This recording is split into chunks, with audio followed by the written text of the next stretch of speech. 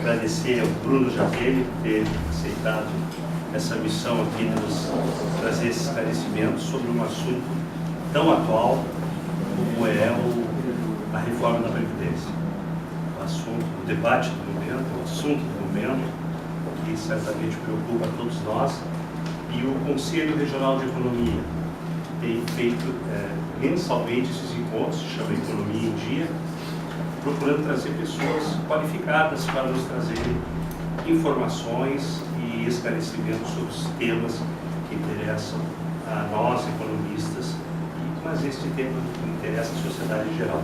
Eu quero agradecer e registrar a presença do nosso presidente do Codebom, Rogério Dolfo, que estão lá atrás, e o nosso outro conselheiro, o Ari, o Aristóteles, né? Eu acho que não tem nenhum outro. Temos aqui a conselheira Vanessa. Né? Então, bom, o Bruno Jatene, atualmente, ele é subsecretário da Fazenda do Estado, especificamente da área do Tesouro do Estado. O Bruno, rapidamente, o currículo dele é muito extenso, mas eu vou ler apenas um resumo aqui. Ele é bacharel em Tecnologia da Informação pela Universidade da Amazônia. Você é oriundo do estado do Pará, né? Exatamente. Também formado em Ciências Jurídicas pela URGS, pós-graduado em Gestão Pública e Economia Contemporânea pela URGS. Também participou de uma pós-graduação Modern National Economy na George Washington University. O Bruno é auditor fiscal do Estado do Rio Grande do Sul, da Secretaria da Fazenda. Foi secretário adjunto e membro do Conselho Superior da Caixa, Contadoria e Auditoria Geral do Estado. Atualmente, ele é coordenador administrativo do Grupo de Gestores das Finanças Estaduais, o GFIM. Este GFIM é um órgão que funciona junto ao CONFAS, lá junto ao Ministério da Fazenda. E mais outros colegiados do que ele participa, lá bem próximo até da equipe do ministro Guedes, e discutindo a posição no caso dele, do Estado do Rio Grande do Sul, do colegiado, esse GFIM que discute, eu tenho a impressão, fundamentalmente as finanças dos estados, né? Então, com vocês aí o grupo.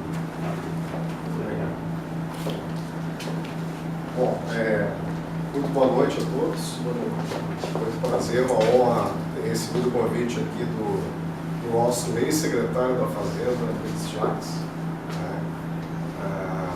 Então, sou um orgulho muito grande de poder estar aqui com vocês compartilhando. Só para complementar um pouco as informações, eu sou paraense, sou oriundo de Belém do Pará, estou há 21 anos aqui no Rio Grande doSul. Os meus amigos lá falam que eu já perdi o sotaque. O pessoal daqui acha que eu ainda tenho sotaque. Então, assim, já são 21 anos, eu vim fazer mestrado aqui, fui ficando, né, conheci uma gaúcha, fiquei e fiz família, meus filhos são gaúchos e tudo mais. Gosto bastante da terra aqui, da cidade de Porto Alegre, do Rio Grande do Sul, enfim, é uma satisfação estar aqui. Meu objetivo é um pouco falar sobre os impactos da reforma da Previdência sobre a ótica do Rio Grande do Sul, né? E nesse assunto eu participo do CONAPREV também, como representante do GFIM, CONFAS, dentro do CONAPREV, que é o Conselho Nacional dos Dirigentes dos Institutos de Previdência de todos os estados e também da União. Ali a gente tem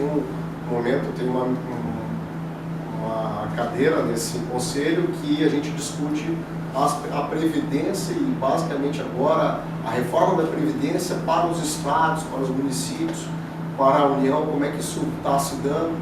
Então ali tem o secretário Leonardo Rolim, tem inclusive o ministro Paulo Guedes, que já esteve conosco uma vez. Enfim, a mesa ela tem um calor assim considerável pelo tema que está vindo aí. No caso do Rio Grande do Sul, eu não sei se todos conseguem ver, mas eu trouxe pelo menos assim, um cenário em termos iniciais para a gente considerar de que o Rio Grande do Sul ele tem um diagnóstico da situação que ele vem nessa batida. Quer dizer, em termos de lei de responsabilidade fiscal, hoje o Estado já se encontra nesse quadrimestre acima do limite prudencial, está com 46,59, que tem a opção de vedação em cima disso, quer dizer, algumas obrigações de recondução para abaixo do limite prudencial. A nossa dívida é a maior do país, a dívida sobre a receita corrente líquida, nós estamos com 222%, quer dizer, é uma dívida muito acima de todos os outros estados. Isso é um fato importante que nos limita bastante na questão do espaço fiscal para contrair outras operações de crédito e tudo mais. O nosso déficit anual da Previdência em 2018 foi de 11,6 bilhões, um valor enorme, e considerando a nossa folha de pessoal hoje, que chega em torno de 29 bilhões por ano. A gente está falando aqui de basicamente 30, 40% da folha, ou seja, o Estado tem que entrar com recurso de tesouro para poder cobrir esse déficit da Previdência. Nós estamos carregando de 2018 para 2019 um restos apagados em torno de 15 bilhões.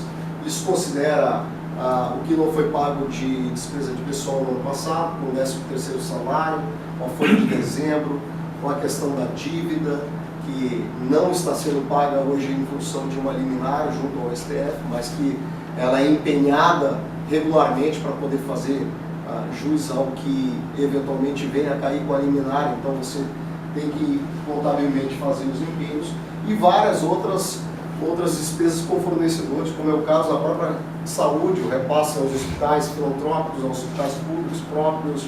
Enfim, a gente está falando de mais ou menos 1,1 bilhão só de saúde nessa conta. Então, em 2019, nós temos uma insuficiência crônica no orçamento em torno de 7 bilhões, considerando também a dívida, isso ficaria em torno de 4,5 a 5 bilhões, excluindo a dívida, ou seja, a dívida com a União, a 86, para pagar essa dívida, a gente reduziria em mais ou menos 2,5 a 3 bilhões, isso cairia para 4,5, então o orçamento ele já é deficitário. E temos um desafio de reposicionamento para essa gestão, para o mandato de 4 anos, em torno de 43 bilhões. Essa é a conta aqui que se tem. Hoje, de manhã, então, teve o anúncio, né, a divulgação, acho que foi do Boletim Focus, revisando o crescimento do PIB para esse ano também, né? Então, o desafio ele vai se tornando cada vez mais difícil na medida em que a economia nacionalmente também não vai reagindo, quer dizer, você vai patinando nessa questão.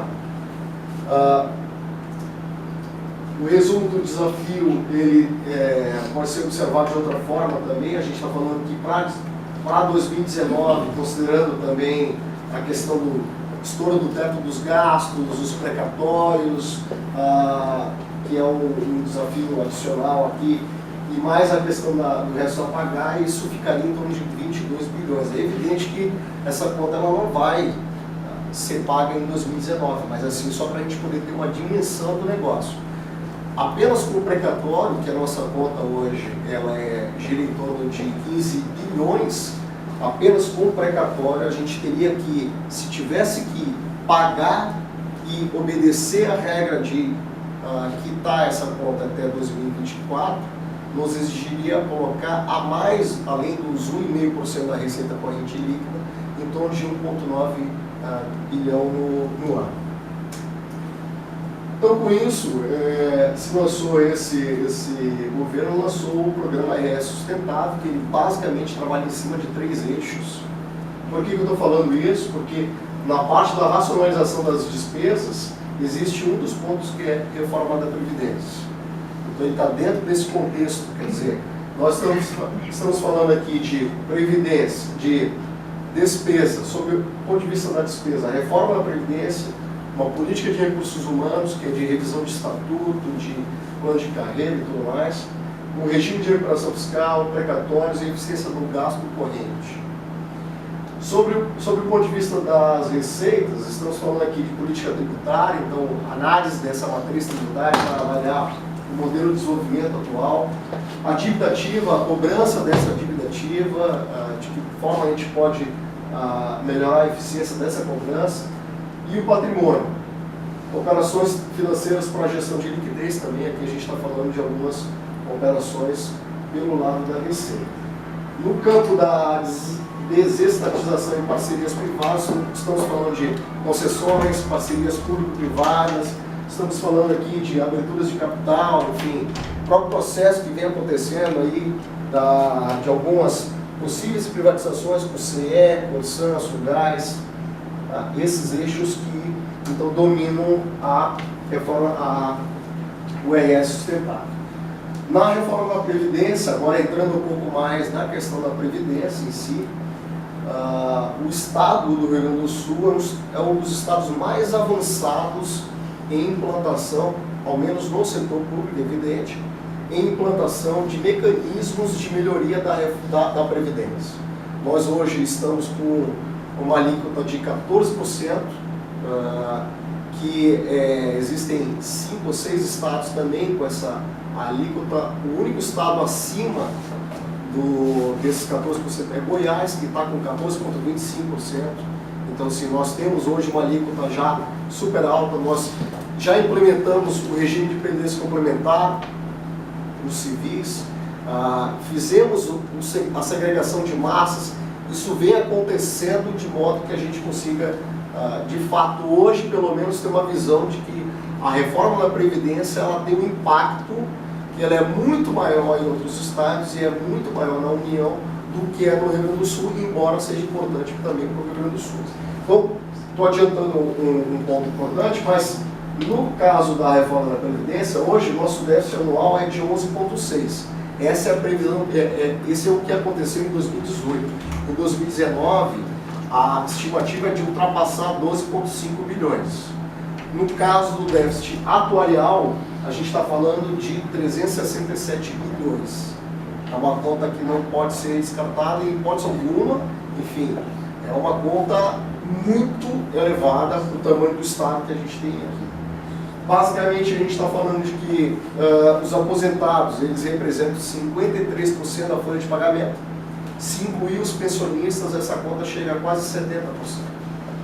Então, nós estamos falando aí de olhando para o regime de repartição simples, um modelo em que os ativos já não conseguem pagar a aposentadoria dos inativos no modelo tradicional de repartição simples.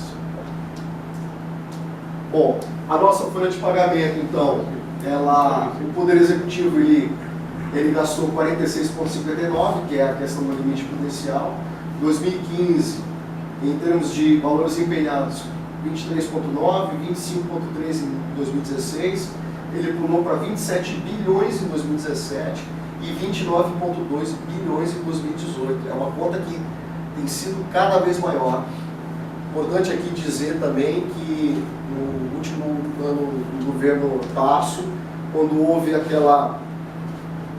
aquele aumento escalonado durante 4 anos para a área de segurança, fez essa conta crescer bastante. Então a gente está falando aqui de 15, 16, 17, 18, em que houve um aumento para a área de segurança. E aqui eu não estou entrando em momento algum no mérito se deveria dar ou se não deveria dar o aumento da segurança, enfim, não quero dizer isso.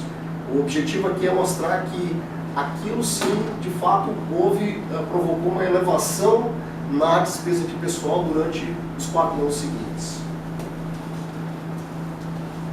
Aqui a relação de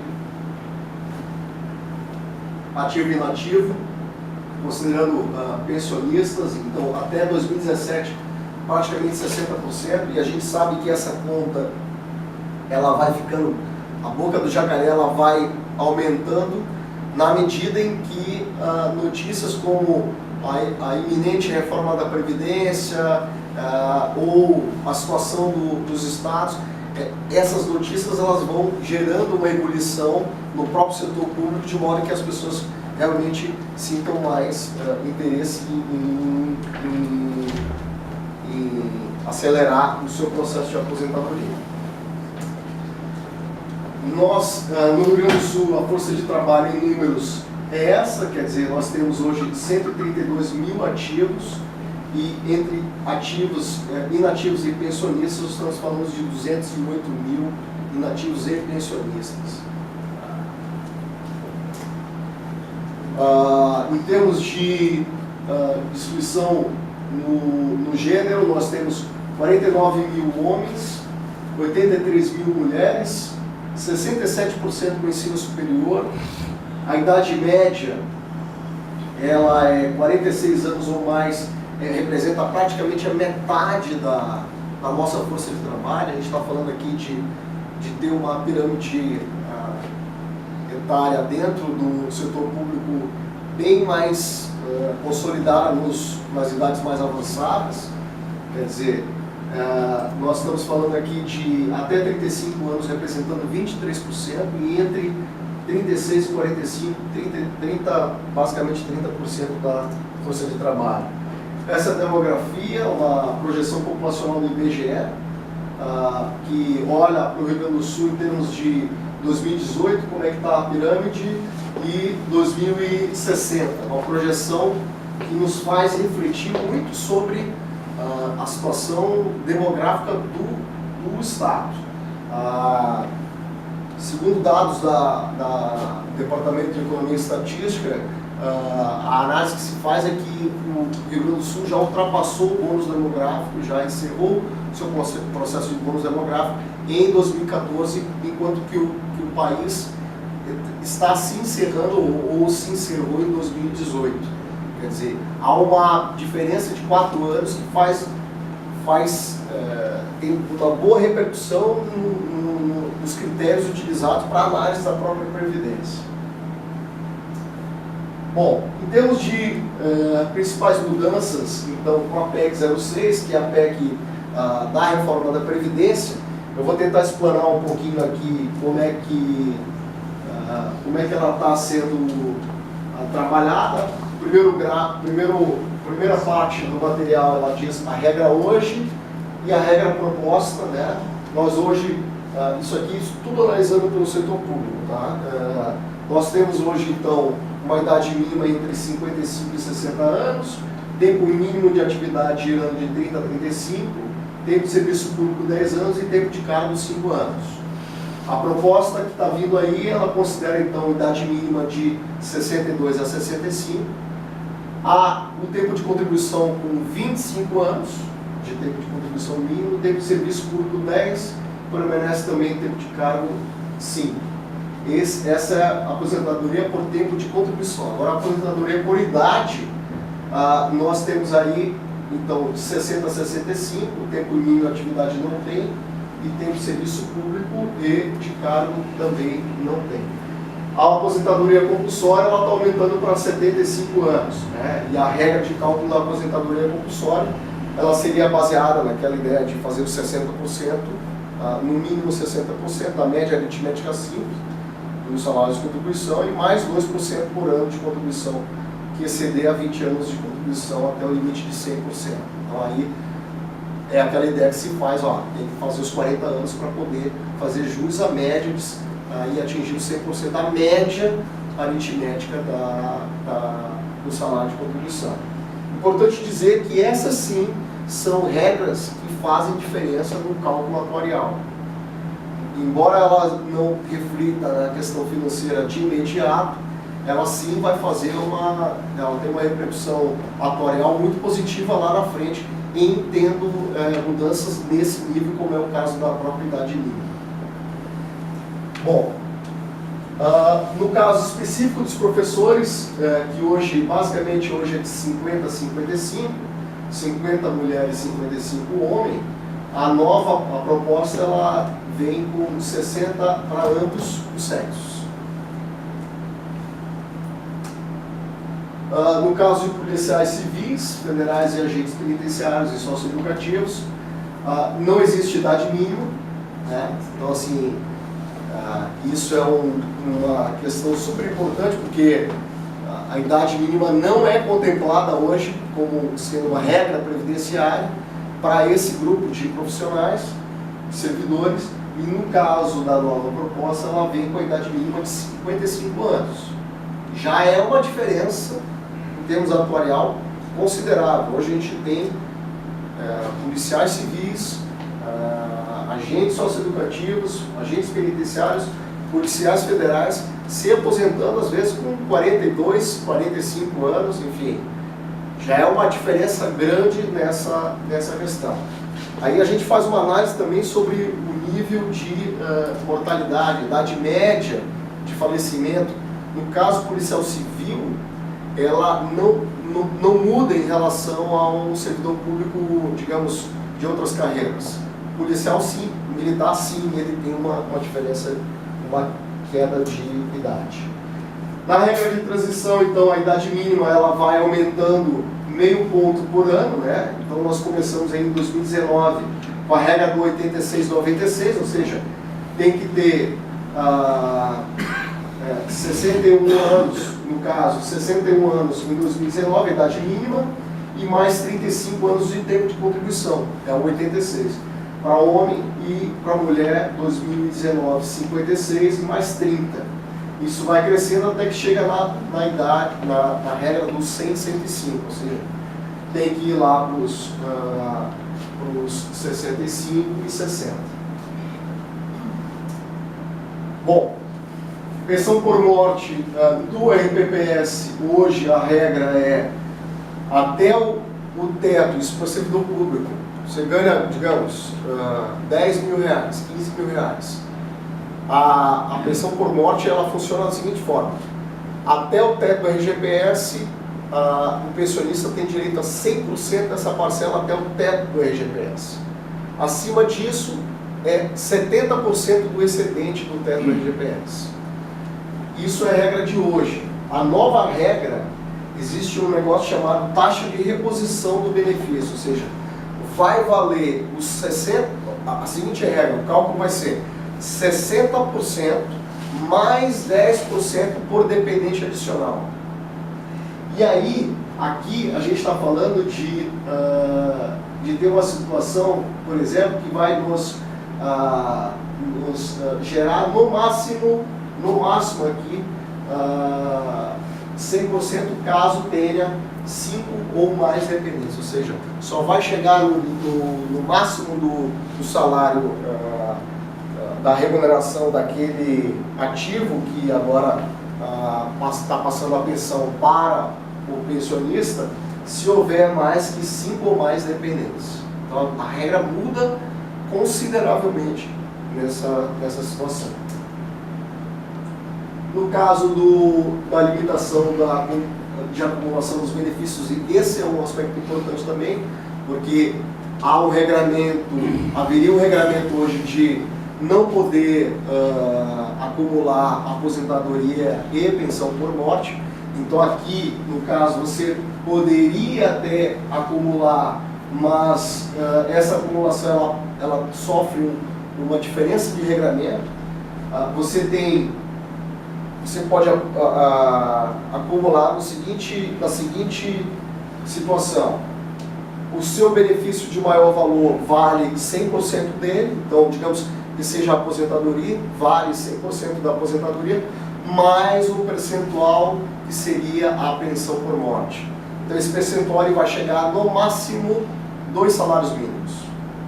Então nós estamos falando aqui para eliminar, de certa forma, aquela situação em que haveria uma pessoa ganhando o teto como aposentado e também outro valor que seria o próprio teto na pensão por morte. Essa situação ela vai ser eliminada da proposta que existe hoje da reforma da Previdência. Quer dizer, o que é o maior? O valor maior é a aposentadoria. Ok, então 15 mil de aposentadoria. Sendo 15 mil de aposentadoria, olha, agora vamos fazer a análise do cálculo da pensão. Quanto é que vai ser a pensão? A pensão entra por esses valores aqui, que até um salário mínimo é 80% dessa faixa, como se fosse uma contribuição progressiva, né? Entre um salário e dois, 60% dessa faixa. Entre 2 salários e 3, 40% dessa faixa. Entre 3 e 4, 20%. E acima de 4, nada. Então, quer dizer, se você fazer uma média aritmética aqui, vai perceber que, no máximo, o benefício adicional, que é essa pensão, alcançaria o valor máximo, então, de 2 salários mínimos. Isso não atinge quem já é pensionista. As regras dos pensionistas atualmente não estariam sendo modificadas, mas sim os próximos pensionistas. Importante dizer que no Rio Grande do Sul, no setor público, se eu não me engano foi em 2017, houve uma mudança, ou 2016, houve uma mudança desse regramento para as pensões. Quer dizer, hoje a pensionista, ela só faz jus a 100% da pensão se ela tiver acima de 44 anos. Então já é uma regra um pouco diferente do que existe, inclusive, em nível federal. Bom, o impacto financeiro gerado pelas alterações das regras de concessão dos futuros benefícios de aposentadoria e pensão, apresentados nos slides anteriores, está sofrendo um cálculo pela consultoria atuarial do Banco do Brasil, para a gente poder saber, naquele valor de 367, o quanto é que ele vai se reduzir. Aqui eu queria falar um pouquinho do comparativo nosso entre os regimes, só para dar uma ideia, no Rio Grande do Sul, de como é que as coisas foram se modificando ao longo do tempo. Até 2011, nós tínhamos o fundo financeiro. O fundo financeiro ele funcionava da seguinte forma: o servidor entrava com 14% do seu valor, isso lá naquela época lá atrás. 14% do valor, isso aí foi sofrendo modificação ao longo do tempo, né? 7, 9, 11, 13,25% até 14%. E o Estado entrava com o dobro desse valor.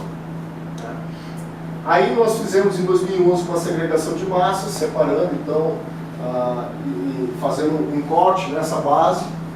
Em 2016 nós entramos entramos com os fundos capitalizados, o Fundoprev, tanto para o civil quanto para o militar, e aí passou a haver uma contribuição paritária entre Estado e servidor, 14 e 14.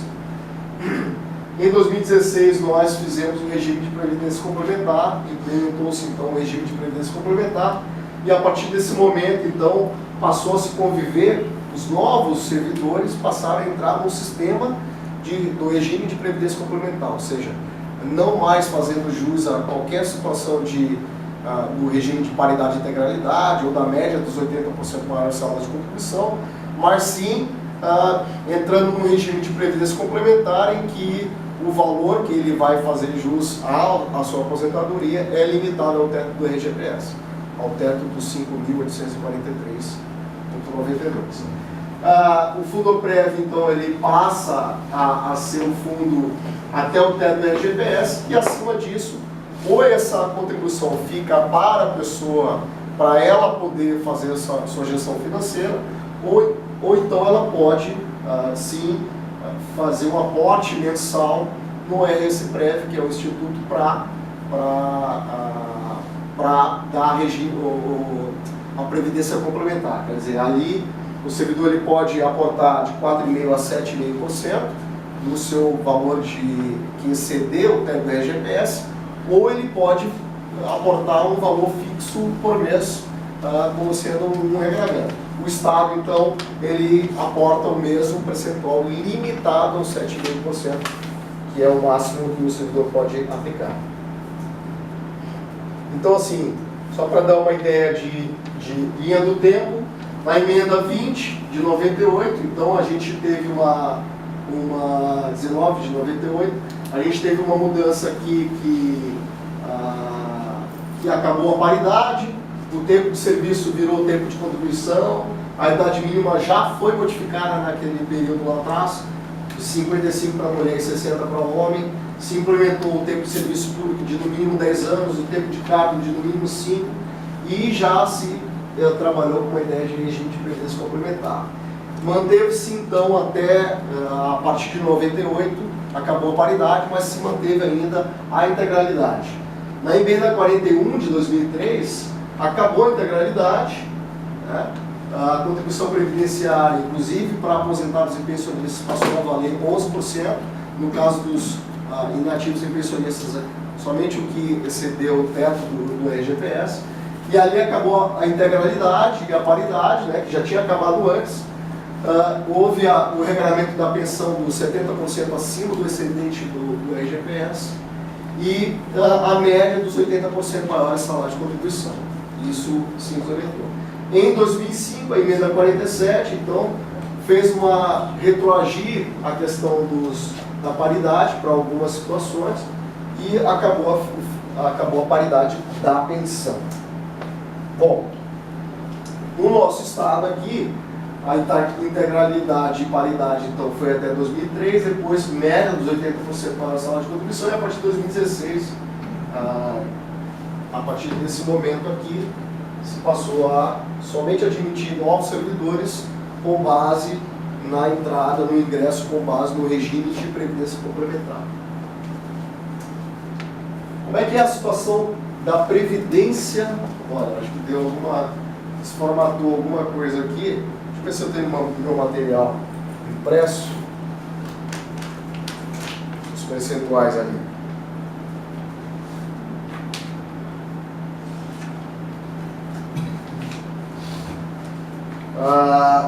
O Estado, então, ele possui 356 mil vínculos hoje. Lembrando que uma pessoa pode ter mais de um vínculo, especialmente o magistério, né? O magistério, às vezes, tem professor 20 horas, faz dupla jornada. Ele é professor com um vínculo na parte da manhã e professor 20 horas também na parte da tarde. Então, é possível que isso aconteça. Então, a gente está falando aqui de vínculos e não exatamente de servidores.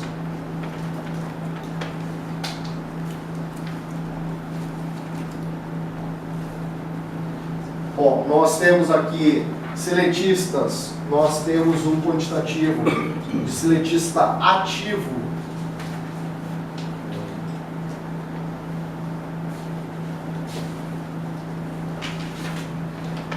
que é de 11%, o estatutário, que é o servidor público, digamos, o nato, né? De ativo 29%, estatutário inativo 47% e pensionista 13%. Então, nessa conta aí, a gente está falando de 60%, já fala 70% um pouco antes, lá no início, mas 60% de inativo e pensionista estatutário. Aqui um pouco da ideia de quem está em cada um dos regimes. Só para se ter uma ideia, nós temos então no fundo financeiro, evidentemente que, embora tendo implementado o regime de previdência complementar, ainda há muitos servidores na ativa que permanecem no regime anterior, quer dizer, ingressaram antes de 98 ou ingressaram antes de 2003 e que ainda vão se aposentar. Nós estamos falando aqui de ter um benefício definido de integralidade e paridade para basicamente 200 mil pessoas, 200 mil vínculos, que é a integralidade e paridade. Quer dizer, dos 356 mil vínculos, nós temos 201 mil vínculos no Estado que ainda permanecem, evidentemente por terem entrado antes de 2003, na condição de integralidade e paridade. Tá? Do benefício definido com média das 80% maiores salários de contribuição, nós estamos falando aqui de basicamente 48 mil vínculos. Então veja a diferença de proporção entre uma situação e outra. Quer dizer, como nós temos uma faixa etária média muito alta no setor público, em relação aos regimes, quer dizer, tem muita gente que ingressou antes de 2003, nós estamos falando aqui de muito mais vínculos na situação da paridade e integralidade. E regime de previdência complementar, nós temos 3.600 vínculos, esses são os dados de final de 2018. Em termos de carreiras, Só para você ter uma ideia, os militares na área da segurança, e aqui a gente está falando de aposentadores especiais, nós temos os policiais militares cerca de 14%, 14,4% como sendo do quantitativo total, né, com aposentadores especiais, ou seja, do total dos inativos do Poder Executivo, 14,4% são de aposentados pela Brigada Militar. A média de aposentadoria do homem é de 48%, da mulher 44%. O policial civil, nós estamos falando aqui cerca de 3,3%. A média de aposentadoria, a idade média de aposentadoria é 51 anos. Os agentes da SUSEP, a média de aposentadoria é de 50 e 51. Então nós estamos falando aqui de 1%. IGP 0,3% e a média também é de 50 a 51. O magistério, que representa 60% dos inativos, ele corresponde então, quase 100 mil vínculos. A média de aposentadoria é de 51 para mulher e 53 para homem. No caso das outras categorias, nós estamos falando aqui de em torno de 22% das demais categorias dos inativos, né, onde a média de aposentadoria já sobe para 55 mulher e 56 homem. As pensões por morte, a gente está falando aí basicamente de pouco mais de um quarto das pessoas por morte seriam oriundas dos militares, da Brigada Militar. Então, a segurança em si, a gente está falando em quantitativo que chega a quase 40% do quantitativo, né, 36% do quantitativo de pensionistas. O magistério equivale a basicamente 11% e as demais categorias 52%. Bom, mas sobre a reforma da Previdência,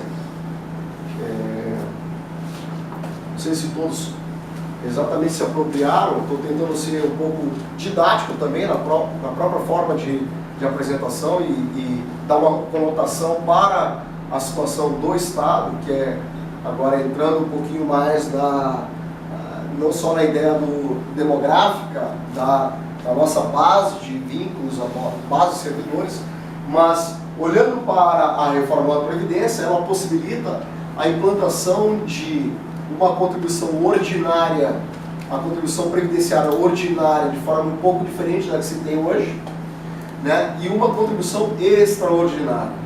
A contribuição ordinária, então, ela no nosso caso, fazendo uma comparação em relação à nossa situação dentro do Estado do Rio Grande do Sul, ela tem uma visão um pouco diferente do seu formato. Quer dizer, hoje a gente tem uma contribuição que ela é 14% de forma linear, né? Quer dizer, é padrão um valor de 14%. Para os ativos, ela é sobre o total da remuneração. Para os inativos, ela é sobre o valor que excede o valor do RGPS, o teto do RGPS, quer dizer, acima de 5.839,46. Então aqui, para vocês entenderem essa tabela, nós estamos falando aqui de uma alíquota que hoje, onde não está vermelho, é a alíquota atual no Rio Grande do Sul. 14% para todo mundo dos ativos. No caso da reforma da Previdência, a proposta é que os estados eles têm um prazo para implantar, não é uma imposição, cada estado vai fazer, mas estaria liberado para cada um dos entes implantar seguindo esse regramento. Quer dizer, inclusive no próprio Conaprev há uma discussão em relação à possibilidade de implantar de forma parcial ou não essa tabela da nova contribuição ordinária. Então, no nosso caso aqui, nós estamos falando, para quem ganha até um salário mínimo, em vez de pagar 14%, se pagaria 7,5%. Né? Isso o ativo. O inativo, o regime de previdência complementar também seria 7,5%. Não faria qualquer mudança nesse sentido. O inativo não vai pagar. Então, assim, continua igual. Até o salário mínimo, o inativo também não vai pagar. Entre R$ 998 e R$ 2.000, a alíquota que hoje é 14%, ela salta para 9,5%. Isso é a alíquota nominal. Tá? Ela salta para 9%. Tanto faz se a pessoa está no fundo na média dos 80%, ou se já está na média dos 80%, ou no regime de paridade e integralidade, ou se está no regime de previdência complementar. Em qualquer um dos regimes, ela vai para 9%. De 2 a 3 mil sobe para 12, desce, na verdade, 14 para 12. De 3 mil a 5.839 iguala 14%. E acima disso, aí sim, acima de 5.839 até R$ 10.000, em vez de a contribuição ser 14%, vai para 14,5%. E aí entra, a diferença é para todos. Evidentemente que o regime de previdência complementar não é afetado, porque o salário, a aposentadoria já a contribuição sempre é sobre o teto do RGPS. O máximo então chega a quem ganha acima de 39 mil, que basicamente o pessoal do Supremo e tudo mais. Aqui a gente está falando de 22%. Entre 20 e 39 mil são as carreiras mais altas do funcionalismo, né? Os que têm o grosso de quem das carreiras do executivo aqui. A gente está falando de procuradores, de auditores, a gente está falando aqui também de juízes, promotores, defensores públicos, enfim. Esse grupo passaria de 14% para 19% a sua contribuição previdenciária. A alíquota efetiva, que aí já considerando de fato o que representa na remuneração, ela poderia ultrapassar 16,79. Aqueles 22 equivale a um valor que poderia ser ultrapassado a 16,79 da remuneração integral, né? É a aplicação desse percentual sobre o valor que ele possa vir a ganhar. Então é um aumento sim, aí de no mínimo 2,79 em relação a essas carreiras, no mínimo 2,79. Aqui a gente está falando de um valor que significaria no mínimo 2,79 acima como alíquota efetiva. No caso da repercussão para o Estado, a gente está falando aqui basicamente de 3 fundos, né? Eu acho que isso é interessante de analisar. Nós estamos falando do fundo financeiro, que é aquele do regime de repartição simples, e nós estamos falando do fundo capitalizado, que aí se tem o Fundoprev do civil e o Fundoprev militar.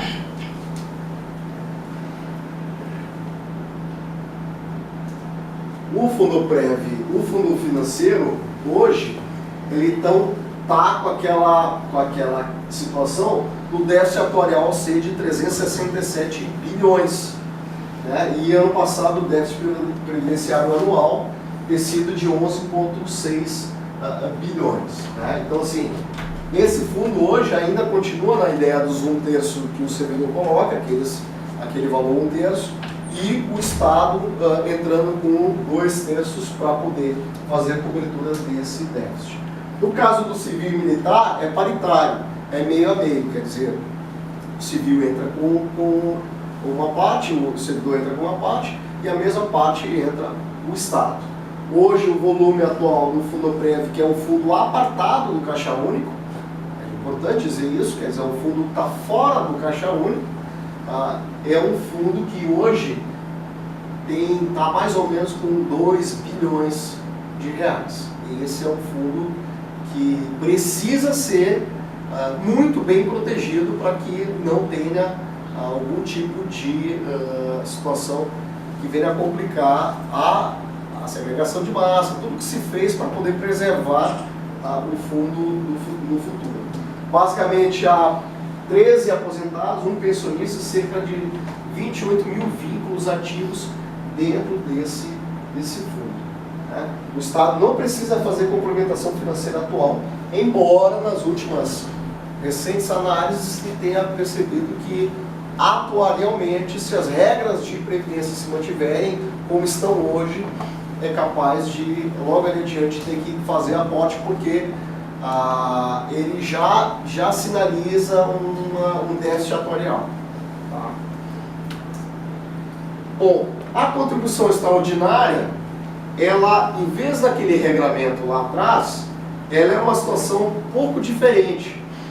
A reforma da Previdência, ela faz a previsão da contribuição ordinária e da extraordinária. A extraordinária, ela tem esse regramento, ela permite incidência sobre ativos, inativos e pensionistas.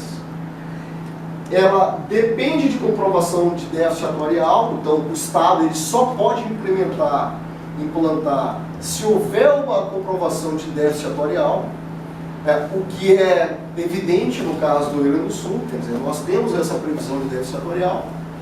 Importante dizer que ela no caso do ativo, ela repercute o percentual que vinha se trabalhar, ela repercute sobre todo o salário de contribuição, todo o salário de contribuição, ela não é fixada em uma parte apenas, enfim, e ela não é escalonada dentro dos diversos grupos.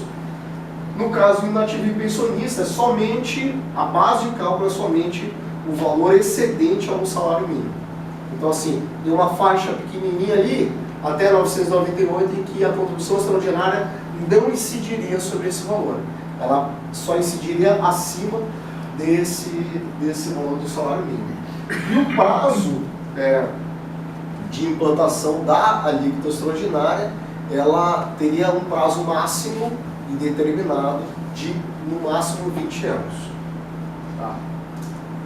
Bom, aqui eu vou trazer só um exemplo de contra-cheque. Eu acho que é interessante ver isso aqui, porque em termos de repercussão, né, o próprio servidor, enfim, o ativo e inativo com salário ou provento de R$ 1.500. Hoje, na contribuição progressiva, na contribuição atual, esse camarada que recebe R$ 1.500, a contribuição atual dele é em torno de R$ 210.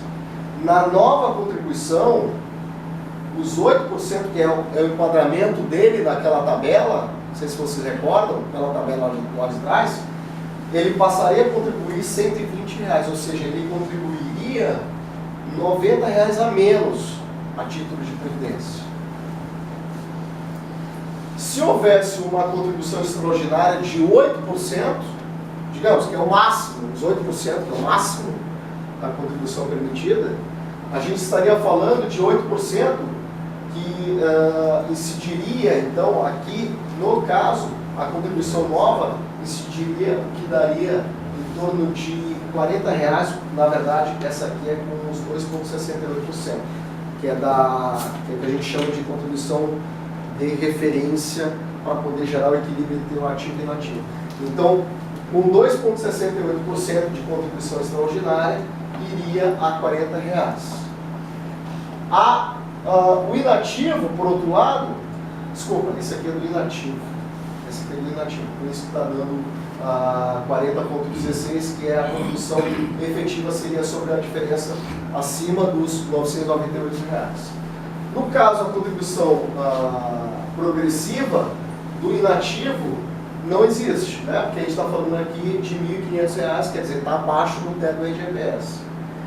Na contribuição extraordinária de equilíbrio, que a gente chama, que seria os 14% para dar igual, seria R$ 70 a diferença. Não sei se eu me fiz tão claro, mas assim, só para tentar esclarecer que essa nova tabela, ser implementada, para quem ganha até R$ 1.500, teria uma redução na sua contribuição previdenciária. Essa redução ficaria em torno de R$ 100, R$ 90. R$ 90 ele passaria a economizar, entre aspas, em relação à sua previdência.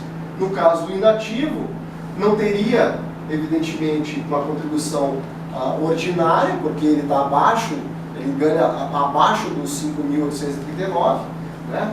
E a extraordinária, então, enquanto que nessa dos 8% ele teria que contribuir R$ 40, No caso se houvesse a implantação de 14, seria de R$ 70. Uma pessoa que ganha 5.800, por exemplo, quanto é que seria a redução ou o acréscimo da contribuição efetiva dela? Essa pessoa que ganha 5.800, hoje contribui com R$ 812. Aqui a gente já está fazendo uma análise com o imposto de renda, que é 502, e na nova contribuição, na nova tabela de alíquota, esse camarada, em vez de ele, na contribuição previdenciária, ser de 812, que é no regime atual, ele passaria a contribuir 677, e o IR novo seria um pouquinho acima, quer dizer, de 502 para 589, a diferença seria de menos R$ 97. Tá? No caso de uma pessoa, por exemplo, que ganha R$ 25.000, hoje a contribuição dela é de R$ 3.500, contribuição previdenciária. O imposto de renda que ela paga é de R$ 5.000. Na nova tabela, a contribuição passaria de R$ 3.500 para R$ 3.885. O IR novo cairia um pouco, porque aqui tem uma base de cálculo descontada, então 4.937. A diferença é de que essa pessoa passaria a pagar R$ 279 a mais de contribuição, essa relação entre contribuição e imposto de renda.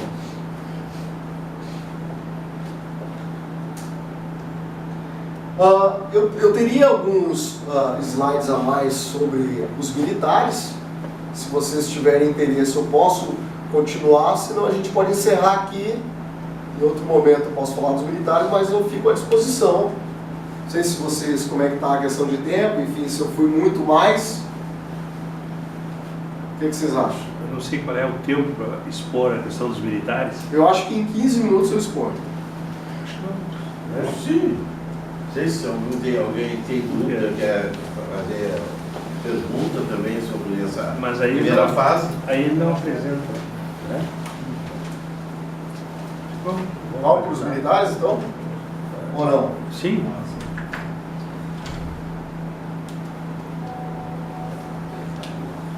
No caso dos militares,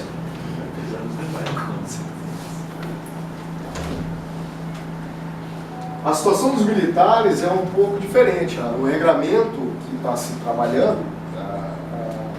Importante dizer uma coisa: essa reforma, sob o ponto de vista jurídico, ela está sendo trabalhada com a ideia de desconstitucionalizar a Previdência. Quer dizer, o regramento de Previdência que existe na Constituição está sendo trabalhado para sair da Constituição e ir para uma lei complementar.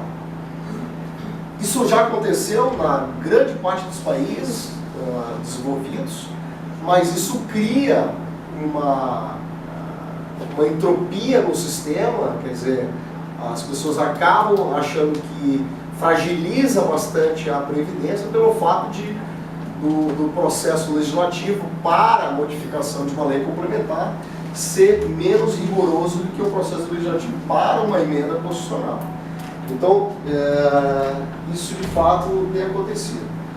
Está acontecendo. No caso dos militares, que é um projeto de lei dos militares, esse projeto de lei, ele faz algumas distinções em relação ao que existe hoje.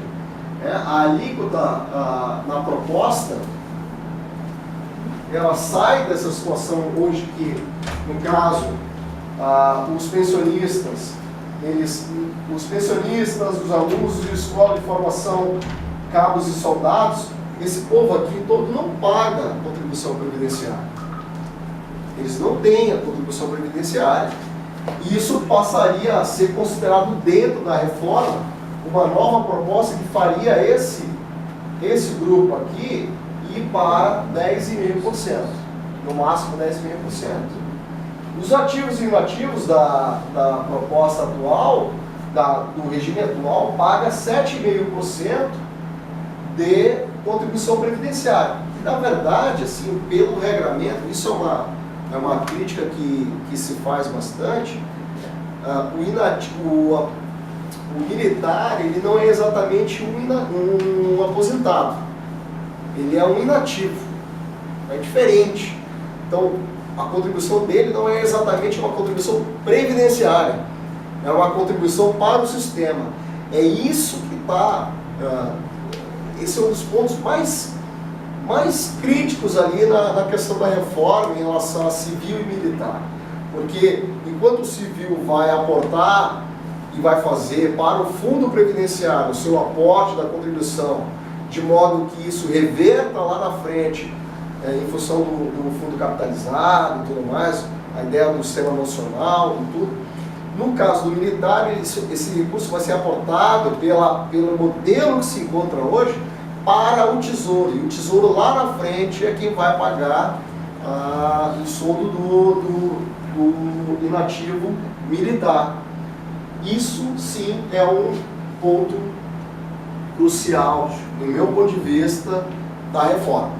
Quer dizer, o civil ele está muito mais, ele é que está pagando a conta da Previdência, enquanto o militar nesse sistema entra e sai da Seguridade Social, praticamente, e entra com uma espécie de proteção social. Não sei se eu estou me fazendo entender, quer dizer, ele sai do sistema previdenciário, de certa forma. Isso é perigoso, isso é muito perigoso.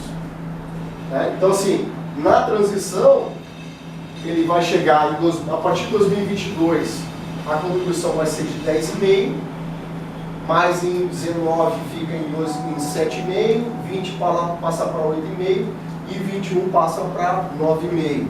Hoje, no Rio Grande do Sul, os ativos e os inativos militares já pagam 14%. Então, assim, aqui é uma regressão em relação ao que já existe no Rio Grande do Sul. Se regride um pouco no sistema atual, em que a gente volta para a situação que... Quer dizer, aprovada a reforma, nós vamos ter um rombo aí nisso aí, o Estado do Rio Grande do Sul, nessa parte aí. Aqui tem muita discussão jurídica ainda, tá, Jacques? Porque os militares, pela proposta que se tem ali dos militares, os militares praticamente estariam sendo ficando vinculados à União e não exatamente ao Estado. A conta ela ficaria para os Estados. Isso é uma discussão jurídica muito forte, porque é mais ou menos, a gente está falando aqui do sistema como se fosse o piso magistério. Quem define o piso magistério é a União, é uma lei, né? Só que quem paga essa conta é o Estado, é o município. Questão federativa. É a questão federativa. Aqui tem um ponto, me parece muito crítico em relação à matéria de pacto federativo. Eu tenho conversado bastante com procuradores, inclusive de outros estados, procuradores de estado, e a preocupação é unânime em relação a esse ponto. Bom, no caso do tempo mínimo de serviço, hoje a regra é de 30 anos para homens e mulheres, né? Ela, pela nova regra, passaria para 35 anos homens e mulheres. A regra no Rio Grande do Sul já é de 25 para mulher e 30 para homem, o regramento atual no Rio Grande do Sul. A regra federal, os militares federais não têm contribuição previdenciária para a aposentadoria, lembra que eu falei agora há pouco. Apenas recolhem para as futuras pensões por morte. A base de incidência dessa contribuição é a remuneração total.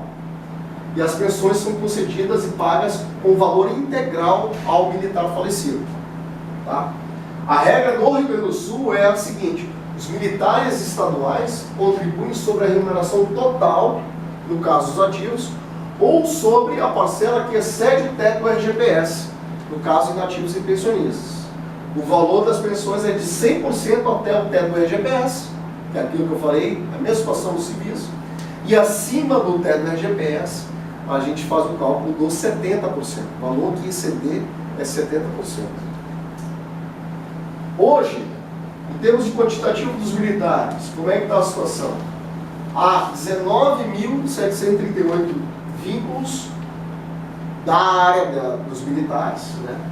Um provento médio de R$ 9.060 bruto. Os inativos, há 24 mil inativos.